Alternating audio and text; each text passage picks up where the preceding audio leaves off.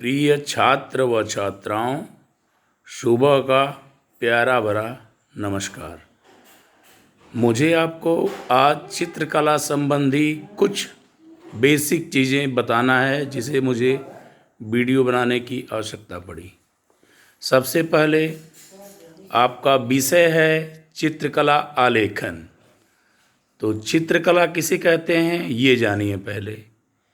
जब हम अपनी भावनाओं को किसी चित्र द्वारा चित्रित अथवा प्रकट करते हैं तो उस चित्रण की कला को ही हम चित्रकला कहते हैं।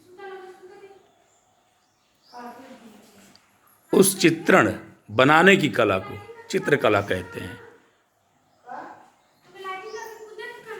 प्रकट करने का तात्पर्य ये होता है, जब कोई नई चीज़ें बनाई जाती हैं तो उसे प्रकट करना कहते हैं।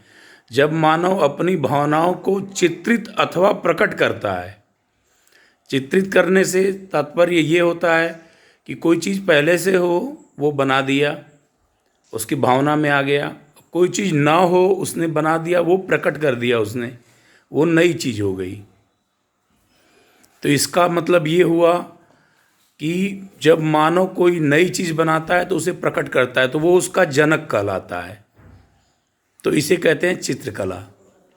दूसरी चीज़ हो गई आलेखन। तो आलेखन 4 प्रकार का होता है। प्रकार समझो, प्रकार इसमें भी कई चीज़ें होती हैं।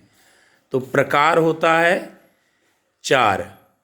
पहला आलंकारिक आलेखन, दूसरा ज्यामितीय आलेखन, तीसरा सूक्ष्म आलेखन, चौथा प्राकृतिक आलेखन। ये तो इसका प्रकार हो गया। अब इसका रूप सुनो। प्रकार और रूप में अंतर क्या होता है पहले ये जान लो। जैसे प्रकार मान लो महिला और पुरुष 2 अलग अलग प्रकार हो गए। तो जैसे एक पुरुष प्रकार है तो रूपों में अंतर होता है ना। तो उसी तरह हर प्रकार में रूप अलग अलग निहित होते हैं। तो रूप भी 4 ही होते हैं जो कि हर प्रकार में निहित और समाहित होते हैं। तो पहला होता है कोने का आलेखन।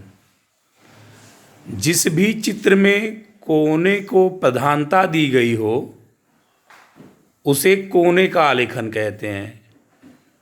दूसरा होता है किनारे का आलेखन। जैसे जिसे कहते हैं बॉर्डर डिज़ाइन। जैसे साड़ी के किनारे वगैरह में उसमें नीचे बॉर्डर पे एक्स्ट्रा डिजाइनिंग दी हुई होती है, उसे हम कहते हैं किनारे का आलेखन। तीसरा हो गया संपूर्ण धरातलीय आलेखन। जैसे संपूर्ण धरातल पर जब एक ही तरह की चीज़ें बनी हो तो उसे हम कहते हैं संपूर्ण धरातलीय आलेखन।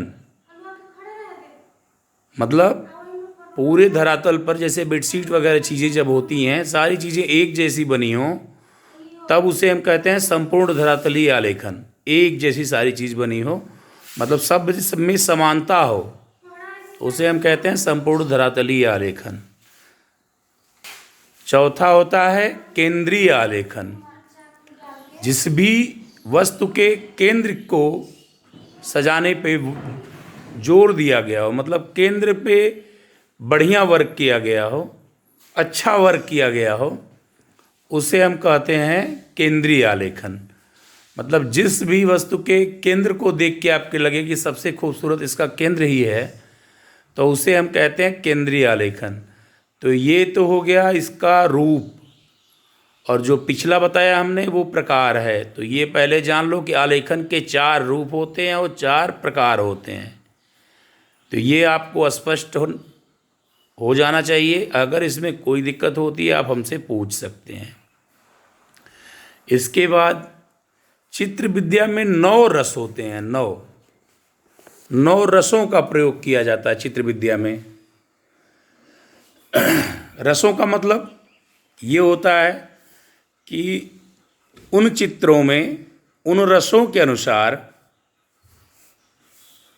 उन चित्रों में उन रसों के अनुसार भाव प्रकट करना होता है। अब आप समझोगे रस का क्या मतलब है। जैसे पहला है श्रृंगार।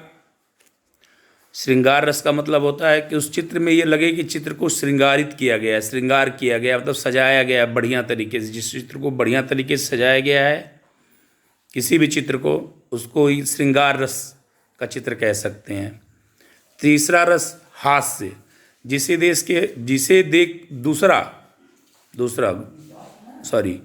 दूसरा रस हास्य हो गया, जिसे देख करके हंसी आए। जैसे कार्टून वगैरह चित्रण हो गए, अन्य चित्रण जिसमें हंसी आती हो देख करके जिसको, उसे हास्य रस कहते हैं। तीसरा हो गया करुण।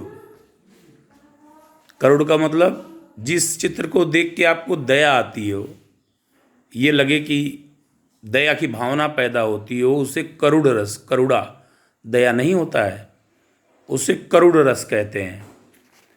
ये तो तीसरा। चौथा रस हो गया विभत्स।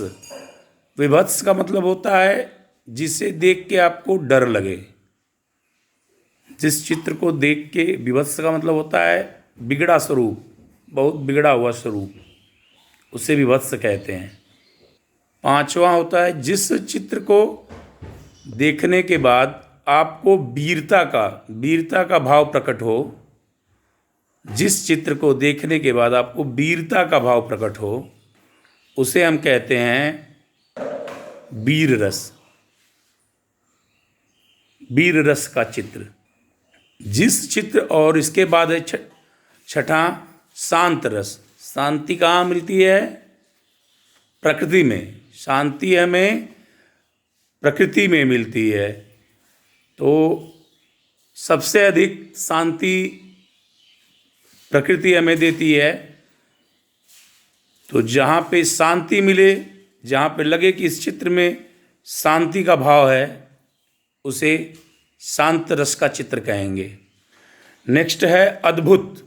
जो बिल्कुल नया लगे आपको, बिल्कुल अलग, सबसे अलग, जो बिल्कुल सबसे अलग लगे, उसे कहते हैं अद्भुत।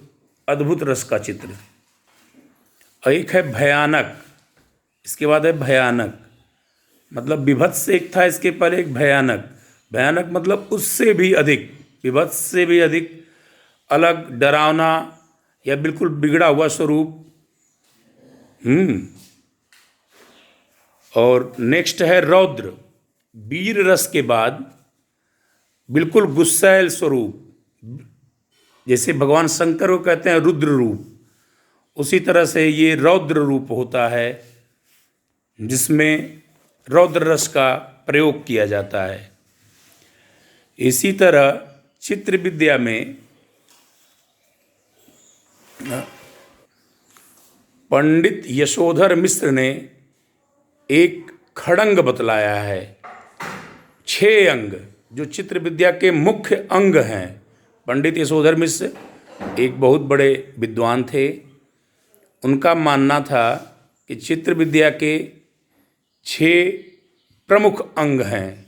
उन अंगों के बारे में विस्तृत रूप से कल हम इस पे चर्चा करेंगे, और जो चीज़ें आपको नहीं समझ में आती हों हमसे पूछेंगे। अब धीरे धीरे आपको हम वीडियो के माध्यम से भी चित्रों के बारे में या तो चित्र शैलियों के बारे में बताते रहेंगे।